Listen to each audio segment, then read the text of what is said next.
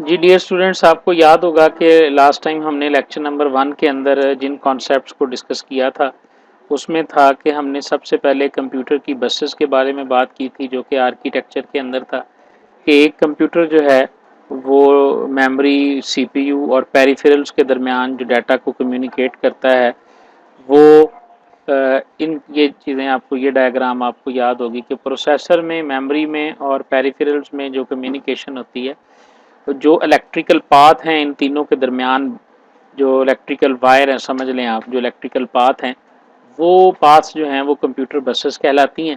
और वो तीन किस्म की होती हैं, एक डाटा बस है, एक कंट्रोल बस है और एक हमारे पास है वो एड्रेस बस है। मसलन आप किसी मेमोरी को रीड करते हैं तो मेमोरी को रीड करते वक्त उस मेमोरी सेल का जो एड्रेस है वो एड्रेस बस पे लिखा जाएगा और जो डाटा वहाँ मौजूद होगा वो डाटा बस पे आएगा और आपने इसको रीड करना है या राइट करना है, ये इंस्ट्रक्शन जो है ये कंट्रोल बस में जाएगी। ये इनका रोल था हमारे पास कंप्यूटर बसेस का। हमने ये भी कहा था कि कंप्यूटर बस की जो विड्थ होती है वही आपके कंप्यूटर का वर्ड साइज होता है। वर्ड साइज को हम कहते हैं कि जी आपका कंप्यूटर 32 बिट है तो इसका मतलब है कि आपके कंप्यूटर का जो वर्ड साइज है वो 32 बिट है। अगर आपके कंप्यूटर का वर्ड साइज जो है वो 64 बिट है तो इसका मतलब है कि आपके कंप्यूटर का जो प्रोसेसर होगा वो 64 बिट होगा और वर्ड साइज भी 64 बिट होगा। इस तरह हमने बात की थी। उसके बाद हमने दूसरा कॉन्सेप्ट जो डिस्कस किया था वो था रजिस्टर्स का, कि कंप्यूटर सीपीयू के अंदर जो छोटे छोटे मेमोरी सेल्स होते हैं जिनकी मदद से कंप्यूटर जो है वो अपनी जो इंस्ट्रक्शंस होती हैं उनको एग्जीक्यूट करता है या प्रोसेस करता है इन एक्चुअली। वैसे तो रैम भी मेमोरी है, कैश भी मेमोरी है, हार्ड डिस्क भी मेमोरी है, लेकिन सीपीयू के अंदर जो छोटे छोटे मेमोरी सेल्स होते हैं जो टेम्परेरी मेमोरी को होल्ड करते हैं, असल में वो रजिस्टर्स कहलाते हैं। और एक कंप्यूटर में मुख्तलिफ़ किस्म के रजिस्टर्स होते हैं जिनमें से हमने अकोमोलेटर की बात की थी, जिसके अंदर हमने अकोमोलेटर की बात की थी, पॉइंटर इंडेक्स और बेस रजिस्टर, ये सारी टाइप्स जो हैं ये पिछले लेक्चर के अंदर हमने डिस्कस की थी कि कौन सा जो है रजिस्टर किस मकसद के लिए इस्तेमाल होता है और उसके अंदर किस किस्म की एक्टिविटीज़ जो हैं वो परफॉर्म होती हैं, जैसे हमने बात की थी। आज जो हमारी बात शुरू होगी जी वो इंस्ट्रक्शन ग्रुप से स्टार्ट होगी। जी आज हमारा जो टॉपिक है ना जी वो है इंस्ट्रक्शन ग्रुप का। हम लोग अक्सर में ये समझते हैं, यानी आपको आज तक ये पता है कि कंप्यूटर जो है वो कंप्यूटर कितने किस्म की इंस्ट्रक्शंस को जानता है। हमने सीपीयू के अंदर ये तो पढ़ लिया था कि कंप्यूटर दो किस्म की इंस्ट्रक्शंस पे काम करता है, एक अरिथमेटिक इंस्ट्रक्शंस हैं, दूसरी लॉजिकल इंस्ट्रक्शंस हैं। तो आज हम पढ़ेंगे कि जब एक कंप्यूटर बनता है तो उसके अंदर इंस्ट्रक्शन ग्रुप कौन से होते हैं, यानी इसके अलावा कंप्यूटर को किसी शय का पता ही कोई नहीं है जो हम यहाँ पे डिस्कस कर रहे हैं, ठीक है ना। मसलन क्या, देखें जी, कंप्यूटर जो है उसके अंदर सबसे पहली डाटा मूवमेंट से रिलेटेड जो है ना वो इंस्ट्रक्शंस होती हैं कि यानी तो पहली जो इंस्ट्रक्शंस कंप्यूटर के पास है वो है data movement instruction. Computer only knows about the instruction that can move data from one place to another place। यानी one place and another place क्या है, आप देखते हैं, आप इसको हायर लेवल पे देखें ज़रा। हायर लेवल पे हम ये देखते हैं कि हम जो कुछ कीबोर्ड के ऊपर लिखते हैं वो रैम में चला जाता है, उसके बाद रैम के बाद वो प्रोसेस करना होता है आपके प्रोसेसर ने, तो आपके रैम से डाटा ने मूव करना है प्रोसेसर के अंदर। प्रोसेसर के अंदर कैश मेमोरी भी मौजूद है और रजिस्टर मेमोरी भी मौजूद है। पहले वो कैश में जाएगा और कैश के बाद वो रजिस्टर में जाएगा। जब वो रजिस्टर में होगा तो उस वक्त वो प्रोसेस होगा, ठीक है। उसके बाद प्रोसेस होने के बाद उसने दोबारा कैश से होते हुए उसने मेमोरी की तरफ आना है। तो आपका डाटा जो होता है ये मूव कर रहा होता है from one memory location to another memory location. एक मेमोरी हायरार्की होती है जो आपने CS 101 के अंदर पढ़ी होगी या कंप्यूटर आर्किटेक्चर के अंदर पढ़ी होगी। वो मेमोरी हायरार्की क्या है कि सीपीयू के अंदर रजिस्टर है, रजिस्टर के नीचे जो है वो कैश है, कैश के नीचे वर्चुअल मेमोरी है, सॉरी रैम है, रैम के नीचे वर्चुअल मेमोरी और वर्चुअल मेमोरी के नीचे आपके सेकेंडरी स्टोरेज आलात होते हैं जैसे हार्ड डिस्क है, CD रोम है, या ये है, ठीक है। तो अब ये जितने भी ये मेमोरी हायरार्की है, 5 तरह की मेमोरी आप देख रहे हैं कि आपके सीपीयू के साथ मुंसलिक है। तो सीपीयू के अंदर भी डाटा ट्रांसफर हो रहा होता है from one register to another register, from one memory location to another memory location. तो वो डाटा मूवमेंट की इंस्ट्रक्शंस जो है ना ये सीपीयू के पास सबसे पहले ये होती हैं। उसके बाद सीपीयू के पास अरिथमेटिक एंड लॉजिक इंस्ट्रक्शंस मौजूद होती हैं। हर सीपीयू के अंदर जो है वो जमा तफरीक ज़रब तकसीम करने की इंस्ट्रक्शंस मौजूद हैं। जैसे आप देखें कि अरिथमेटिक इंस्ट्रक्शन के नीचे 3 एग्जांपल लिखी हुई AND AX 1 2 3 4। इस इंस्ट्रक्शन का क्या मतलब है? आपने एंड ऑपरेटर पढ़ा है, इसका मतलब है AX रजिस्टर के अंदर जो वैल्यू पड़ी हुई है उसको 1 2 3 4 के साथ एंड कर दो, और एंड एक लॉजिकल ऑपरेटर है। यहाँ लिखा हुआ है ऐड BX 0534। ठीक है जी, तो इसका मतलब क्या है कि BX रजिस्टर जो है उसको ऐड कर दो 0534 वैल्यू में। आगे जाके हम पढ़ेंगे कि 0534 का क्या मतलब है, और जब हम ब्रैकेट में लिखते हैं तो इसका क्या मतलब है। जैसे लिखा हुआ है जी कि ऐड कर दो BX 1200 को। ठीक है ना, तो इसमें हम बता रहे होते हैं कि 1200 वैल्यू है या एड्रेस है। जब हम ब्रैकेट में लिखते हैं तो इसका मतलब ये होता है कि जो 1200 मेमोरी एड्रेस है ना, उसके अंदर जो कुछ पड़ा हुआ है उसको आप BX रजिस्टर के साथ जो है ना वो ऐड कर दो।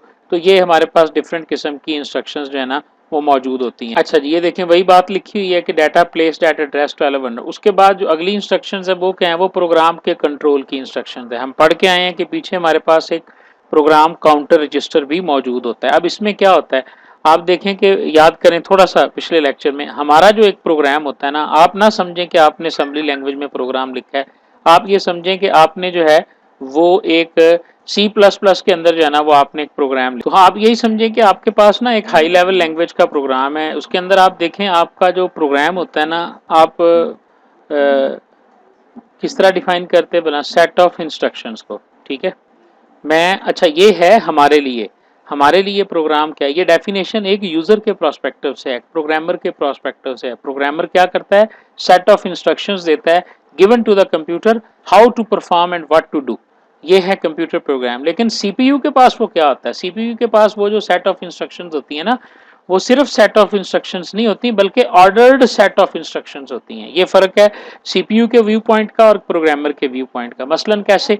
आपने तो एक इंस्ट्रक्शंस लिख के उन्हें दे दी, सीपीयू के पास जब वो इंस्ट्रक्शंस दी तो सीपीयू ने जाके उसको जब ट्रांसलेट किया तो उसने ट्रांसलेशन के अंदर देखा कि भाई ये जब स्टेटमेंट नंबर 4 पे आएगा तो वहां एक कंडीशन लगी हुई है, उस कंडीशन के ट्रू होने पे मैंने स्टेटमेंट नंबर 9 पे जाना है, उस कंडीशन के फॉल्स होने पे मैंने स्टेटमेंट नंबर 8 पे जाना है। ठीक है, और इसी तरह जब वो लूप को देखता है तो वो देखता है कि जी इस लूप के अंदर ये कंडीशन है, अगर ये कंडीशन ट्रू होगी तो मैं 4 नंबर से 5 नंबर 6 नंबर पे जाऊंगा, फिर वापस 4 नंबर पे आऊंगा, फिर 5 6 पे जाऊंगा, फिर 4 5 6 पे जाऊंगा। तो वो इस तरह इन तमाम इंस्ट्रक्शंस को, सिर्फ इंस्ट्रक्शंस नहीं समझ रहा होता, as a CPU, as a processor. Program क्या है सीपीयू प्रोसेसर के लिए? An ordered set of instructions, an ordered set of instructions. तो वो ऑर्डर को मेंटेन करने के लिए, उस ऑर्डर को प्रॉपरली एग्जीक्यूट करने के लिए उसके पास प्रोग्राम कंट्रोल इंस्ट्रक्शंस मौजूद होती हैं, जिनकी मदद से वो अपने प्रोग्राम के सीक्वेंस को प्रॉपरली जो है वो एग्जीक्यूट कर रहा होता है। ठीक है, तो असेंबली लैंग्वेज के अंदर अब ये चीजें हम वहां पे नहीं करते हाई लेवल लैंग्वेज के अंदर, लेकिन असेंबली लैंग्वेज के अंदर हमें खुद से अपनी प्रोग्राम कंट्रोल इंस्ट्रक्शंस लिखनी पड़ती हैं। जरा देखें ये दो इंस्ट्रक्शंस जो लिखी हुई हैं, क्या लिखा हुआ है? CMP for compare AX register है 0, कह रहा है कि AX और 0 की वैल्यू को ना कंपेयर करो, यानी ये बेसिकली इफ लगी हुई है, इफ AX इक्वल टू 0, यानी ये ऐसे लिखा हुआ है CMP AX 0, इसको कंपेयर करो। अब कंपेयर करने के बाद ये क्या करेगा? कंपेयर इंस्ट्रक्शन ये करने के बाद फ्लैग रजिस्टर जो हम पढ़ के आए हैं, फ्लैग रजिस्टर के अंदर एक बिट होगी, वहां पर वो या 0 लिख देगा या 1 लिख देगा। ठीक है, यानी कंपैरिजन अगर ट्रू होगा तो वहां 1 लिखेगा, वहां 0 लिखेगा। JNE jump if not equal, JNE stands for jump not equal. अगर नॉट इक्वल है तो हमारा प्रोग्राम काउंटर जो है वो जंप करके 1 2 3 4 पे चला जाएगा। ये हमने एक किस्म की इफ स्टेटमेंट लगाई है। ठीक है, कि जी इफ AX इक्वल टू 0, ठीक है, और उसके बाद हम लिख रहे हैं कि वो 1 2 3 जो भी स्टेटमेंट है या जो भी वैल्यू है या जो भी रजिस्टर है या जो कुछ भी है, ये मेमोरी एड्रेस, वहां पे हमारा कंप्यूटर जो है या हमारा कंट्रोल जो है वो। नेक्स्ट जो इंस्ट्रक्शन सेट है जी वो है स्पेशल इंस्ट्रक्शंस है, यानी हमारे पास डाटा मूवमेंट हो गई, डाटा मूवमेंट के बाद हमारे पास जो है ना वो अरिथमेटिक एंड लॉजिक हो गई, प्रोग्राम का स्पेशल इंस्ट्रक्शंस हमारे पास क्या है? Another group called special instructions work like the special service commands। जैसे हमारे पास कमांडोज होते हैं, कि जी इनका काम जो है वो रूटीन के जो काम है ना उनसे हट के होता है। मसलन CLI स्क्रीन को क्लियर करने के लिए, CLI is an interrupt flag and STI sets it. STI के जरिए, CL के जरिए हम क्लियर इंटरप्ट करते हैं और STI के जरिए हम सेट इंटरप्ट करते हैं। अब ये इंटरप्ट फ्लैग क्या है, ये हम नेक्स्ट आगे जब पहुंचेंगे ना तो उस वक्त हमें इसकी क्लियरली समझ आ जाएगी कि ये बेसिकली ये फ्लैग्स जो है ना ये क्या होते हैं। ठीक है जी। अब यहाँ तक ना जी आप ज़रा ध्यान से सुन लें, हमने जनरल आर्किटेक्चर ऑफ कंप्यूटर पढ़ लिया। जनरल आर्की जब हम बात करते हैं ना आर्किटेक्चर ऑफ कंप्यूटर की, तो इससे मुराद ऐसे है जैसे हम इंसान के अंदर जो है ना वो देख रहे हैं जी कि उसके अंदर एक वर्नरी सिस्टम होता है जी, एक उसके अंदर जो है ना वो स्टोमिक का सिस्टम होता है और उसके अंदर किस तरह खून कर ये चीज़ें हम डिस्कस कर रहे हैं अबाउट द आर्किटेक्चर। अब हमें ये पता चल गया कि एक कंप्यूटर जो है उसके अंदर बसेस होती हैं, उसके अंदर रजिस्टर्स होते हैं, उसके अंदर जो है वो स्पेशल ग्रुप ऑफ इंस्ट्रक्शंस होते हैं जिनकी मदद से वो सारी अपनी प्रोसेसिंग जो है वो करता है। तो फिर याद रखें, एक बात और ज़हन में रखें, हमने क्या कहा था कि असेंबली लैंग्वेज जो है ये मशीन डिपेंडेंट लैंग्वेज है। जब आपने सी पढ़ी थी ना तो सी में आपने ये पढ़ा था कि सी जो है ये मशीन इंडिपेंडेंट लैंग्वेज है। तो वो मशीन इंडिपेंडेंट और मशीन डिपेंडेंट का फर्क आपको यहाँ पे समझ आएगा। अगर आप एक प्रोग्राम इंटेल X88 प्रोसेसर के लिए लिखते हैं, ये एक प्रोसेसर है जी इंटेल का जो सबसे पहले लॉन्च हुआ था, इंटेल IAPX88 आर्किटेक्चर। जिस तरह आजकल मोबाइल में नहीं होता यार कि मीडिया टेक का है या स्नैपड्रैगन का है और उसके आगे उनकी वैल्यूज़ लिखी होती हैं, मोटरोला का है, ठीक है, बिल्कुल इसी तरह आज भी दुनिया में कंप्यूटर प्रोसेसर बनाने वाली चंद कंपनियां हैं, जिसमें मोटरोला है, इंटेल है, AMD है। तो ये आर्किटेक्चर है, आर्किटेक्चर चेंज नहीं होता, स्पीड बढ़ती जा रही है, कैश बढ़ती जा रही है। तो ये जितनी भी हम असेंबली के प्रोग्राम लिखेंगे, जिसको हम डिस्कस करेंगे, वो हम इस आर्किटेक्चर के मुताबिक लिखेंगे और पढ़ेंगे। अगर आप चाहते हैं कि जी आप असेंबली को रीड करना चाहते हैं इन एप्पल आर्किटेक्चर के लिए, तो वो उसका असेंबलर भी और होगा और उसकी हो सकता है कि कमांड्स भी डिफरेंट हो। No we will select specific architecture.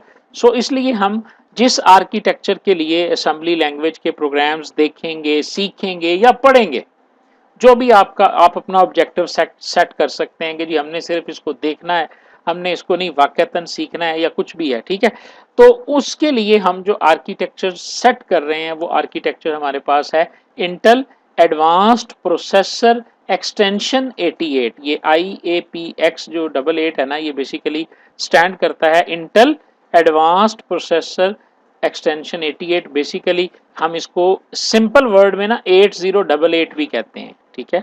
Very first IBM PC machine है, पहली मशीन थी जो IBM इंटरनेशनल बिजनेस मशीन ने बनाई थी, लेकिन प्रोसेसर इंटेल की कंपनी ने बना के दिया था IBM को, ठीक है।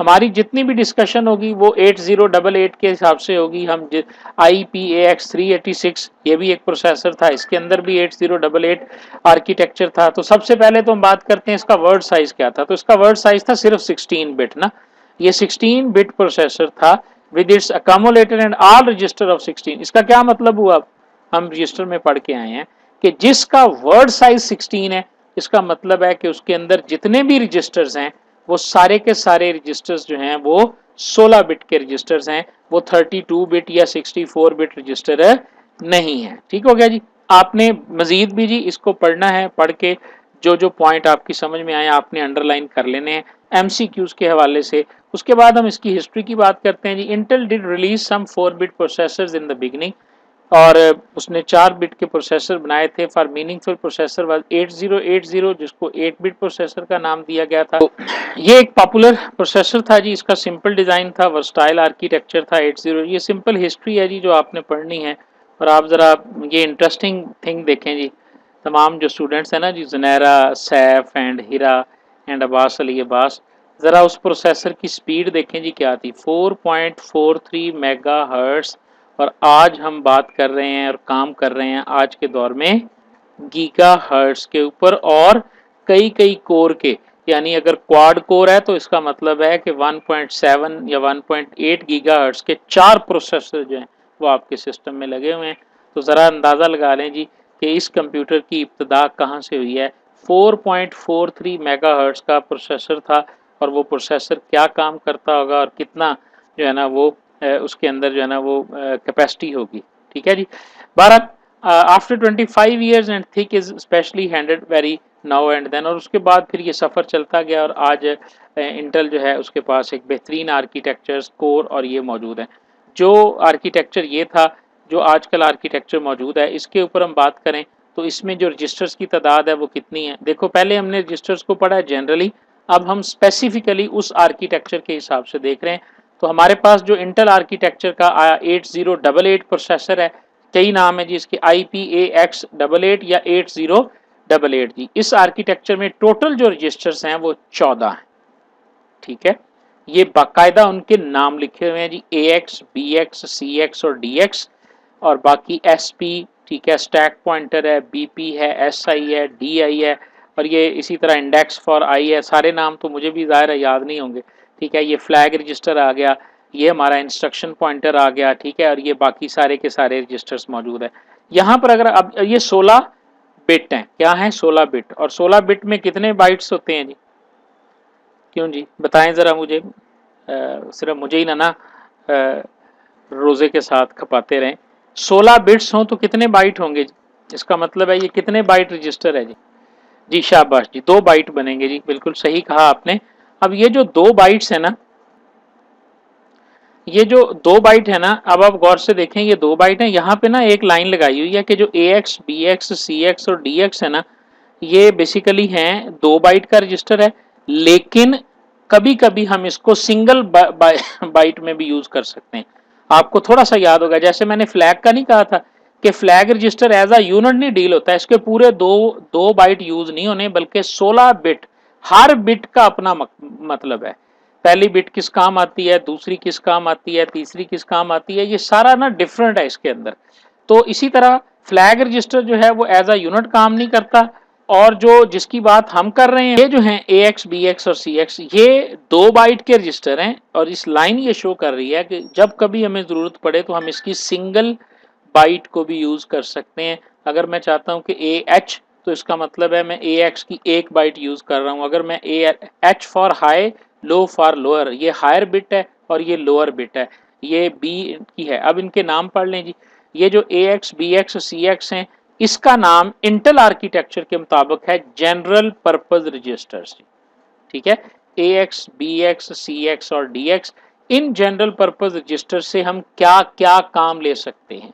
स्पेशल फंक्शन कर सकते हैं, मसलन एडिशन हो सकता है, और X से मुराद है extended, A for addition, X for extended. Extended से क्या मुराद है कि ये नॉर्मल अकोमोलेटर नहीं है, बल्कि ये अकोमोलेटर से ज्यादा काम भी कर सकता है, एक्सटेंडेड वर्जन है ये एक सिंपल रजिस्टर का। फॉर एग्जांपल AX का मतलब है we are referring to extend 16 bit R register, 16 bit A register. Its upper and lower bytes separately described as AH for higher bit and AL for lower bit. All general purpose register can be accessed as a 116 bit register and also 28 bit registers के तौर पे भी हम इनको इस्तेमाल कर सकते हैं।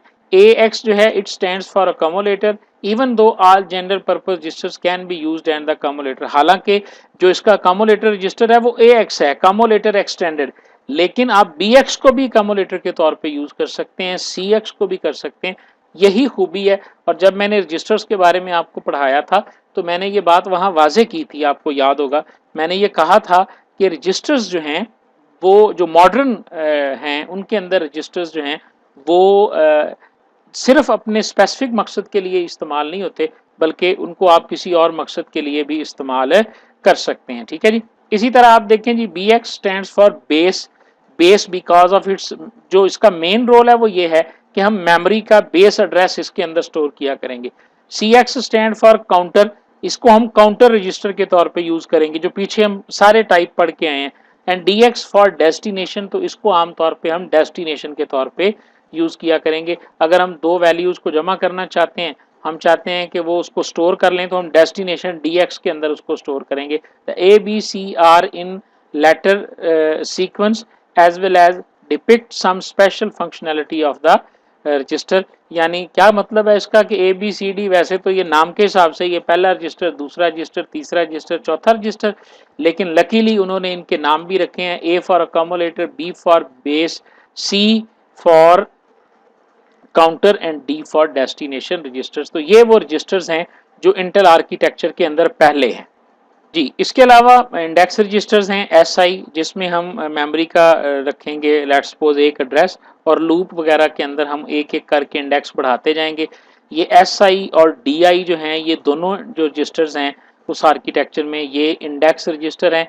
एस फॉर सोर्स इंडेक्स है और डीआई जो है ये हमारे पास डेस्टिनेशन इंडेक्स कहलाता है। जो आईपी है ये मैंने बता दिया था, इंस्ट्रक्शन पॉइंटर है, इसके अंदर उस इंस्ट्रक्शन का एड्रेस पड़ा होगा जो सीपीयू एग्जीक्यूट करने के बाद नेक्स्ट जिसको एग्जीक्यूट करेगा ना, आपको याद होगा, अब समझ आ गई होगी आपको जो मैंने बात की थी, ठीक है ना, कि भला हमारे पास सीपीयू के लिए जो आपका प्रोग्राम है वो ऑर्डर्ड सेट होता है, तो सीपीयू अपने आईपी को जो है वो पहले सेट कर लेता है। ये वो वाला आईपी नहीं है जो नेटवर्किंग वाला होता है, ये इंस्ट्रक्शन पॉइंटर वाला आईपी है। तो उसके आईपी में वो इंस्ट्रक्शन पड़ी होती है जिसके ऊपर उसने नेक्स्ट जाना होता है। वो सारी इंस्ट्रक्शन कंप्यूटर मेमोरी में पड़ी होती हैं और सीपीयू देखता है कि इंस्ट्रक्शन पॉइंटर में अब ये है, वो उसको एग्जीक्यूट करता है, उसके बाद वो उसे एग्जीक्यूट करने में लग जाता है और इंस्ट्रक्शन पॉइंटर की वैल्यू जो है वो दोबारा से अपडेट हो जाती है। इसी तरह स्टैक पॉइंटर है, इन मेमोरी पॉइंटर है ये एक, इसमें हम मेमोरी को सिस्टम स्टैक बनाएंगे। स्टैक जो होता है हमारे पास ये कलेक्शन ऑफ मेमोरी होता है। अगर हम एरे डिक्लेयर करते हैं मिसाल के तौर पे, तो हमें एक कंसेक्टिव लोकेशन में जो है वो मेमोरी एलोकेट होती है, तो उस सूरत में हम उसे स्टैक पॉइंटर से और बेस पॉइंटर से यूज़ करेंगे। फ्लैग रजिस्टर ऑलरेडी मैंने बताया था कि ये 16 बिट है और इसकी जो 11 बिट्स हैं ये देखें सबके नाम लिखे हुए हैं। सी कैरी बिट कहलाता है, पी पैरिटी बिट कहलाता है, इसी तरह ए है, जेड है, इन तमाम की फंक्शनैलिटी ये लिखी हुई है जी। सी जो है ये कैरी बिट है, इसका क्या मकसद है, जब हम दो डिजिट्स को आपस में जमा करेंगे अगर उनकी वैल्यू जो है वो कैरी करती है बाइनरी के हिसाब से, जब 1 और 1 को हम ऐड करते हैं तो नीचे 0 आता है और ऊपर 1 जाता है कैरी, तो उस सूरत में इस तरह के ऑपरेशंस के अंदर जो है सीपीयू अपने रजिस्टर के अंदर जो कैरी होता है वो यहाँ आके रखता होता है। चूंकि कैरी बाइनरी नंबर सिस्टम में तो एक ही बिट का आना है ना, या 1 आना है या 0 आना है, तो वो यहाँ पे अपने कैरी को स्टोर करेगा। ठीक है, इस तरह ये सारे नाम आपको याद होने चाहिए जी। सी फॉर कैरी बिट है, जो फ्लैग रजिस्टर है, बाज़ ये डायग्राम पेपर में आ जाती है और आपसे कहा जाता है कि इनके नाम लिखो जी। तो पहली बिट जो है 0 जो है वो कैरी है, 2 नंबर जो है वो पैरिटी है, 4 जो है वो हमारे पास एक्सेलरी कैरी बिट है। इसी तरह Z फॉर 0 फ्लैग है, ये वो वाला फ्लैग है जो अभी ऊपर हम कंपेयर की इंस्ट्रक्शन में डिस्कस करके आए हैं ना, कि JNE, जब वैल्यू को कंपेयर किया जाता है तो उस कंपैरिजन के रिजल्ट को इस Z फ्लैग में रखा जाता है, छठी बिट में रखा जाता है। अगर यहाँ पे 0 flag is set if the last mathematical और लॉजिकल इंस्ट्रक्शन प्रोड्यूस्ड ए 0, अगर आपने दो रजिस्टर्स को, दो वैल्यूज को जमा किया और जवाब 0 आ गया, तो ये 0 फ्लैग जो है ये सेट कर दिया जाएगा। जहां पे लफ्ज आएगा ना इज सेट, इसका मतलब है उसकी वैल्यू को 1 करना, और जहां आएगा इज नॉट सेट, उसका मतलब होगा उस बिट की वैल्यू को 0 करना। ठीक है जी, ये कॉन्सेप्ट भी आपके समझ में आना चाहिए जी। जी इसी तरह S फॉर साइन फ्लैग है, T फॉर ट्रैप फ्लैग है, ये सारे ना जी आपको आपने खुद से इनको रीड आउट करना है जी। और अगर आपको कोई प्रॉब्लम होगी तो आपने इसको नेक्स्ट सेशन में डिस्कस करना है। अदरवाइज ये सिंपल नाम है और उनकी डेफिनेशन है। आगे जैसे जैसे हम प्रोसीड करेंगे तो हम देखेंगे कि इनका यूज़ हम करते चले जाएंगे। ठीक है, इंटरप्ट फ्लैग है, डायरेक्शन फ्लैग है, ये वो D0 है और D1 है। वो असेंडिंग और डिसेंडिंग वाला जो होता है ना, वो यहाँ पे हम सेट करते हैं। अगर D0 है तो इसका मतलब है टॉप टू बॉटम, और अगर D1 है तो इसका मतलब है bottom to top. Overflow flag होता है जब आप किसी भी रजिस्टर के अंदर कोई वैल्यू डालते हैं, वो वैल्यू अगर उस रजिस्टर के साइज से बड़ी होगी तो ओवरफ्लो कर जाएगी। जिस तरह C++ के अंदर आप दो इंटीजर को जमा करते थे और अगर इंटीजर की वैल्यू 32,767 से ज़्यादा हो जाती थी तो आप देखते थे कि वो वैल्यू ओवरफ्लो करके जवाब कुछ और तरह का आ जाता था। तो ये इस सिचुएशन को हैंडल करने के लिए ओवरफ्लो है। ये हमारे पास हैं जी सेगमेंट रजिस्टर्स। सेगमेंट रजिस्टर्स जो हैं ये आगे जाके हमारे काम आएंगे जब हम मेमोरी में से एक पूरा सेगमेंट एलोकेट करना चाहते हैं अपने प्रोग्राम के लिए, तो उस वक्त हम CS, DS, SS और ES को यूज़ करेंगे। इनके नाम है जी बाकायदा, हमारे पास डाटा सेगमेंट रजिस्टर है, स्टैक सेगमेंट रजिस्टर है और एक्स्ट्रा सेगमेंट रजिस्टर है और स्पेशल रजिस्टर है जिसका नाम हमारे, ये स्पेशल रजिस्टर हैं, ये आम प्रोसेसर में नहीं होते, लेकिन इंटेल ने अपने आर्किटेक्चर के अंदर इनको इंट्रोड्यूस करवाया हुआ है। यहाँ पे जो सेगमेंट है, इससे मुराद आप समझें चंक ऑफ योर रैम। आप रैम के किसी एक मखसूस चंक को यूज करना चाहते हैं अपने प्रोसेसिंग के अंदर, तो फिर आप वहां से पूरा सेगमेंट उठाओगे और उसके बाद आप उसको इस्तेमाल करोगे जी। ठीक है जी, ये था जी हमारा आज का लेक्चर। इंशाल्लाह नेक्स्ट फिर हम देखेंगे जी कि हमारा आवर फर्स्ट प्रोग्राम कैसे लिखा जाता है। ठीक है जी।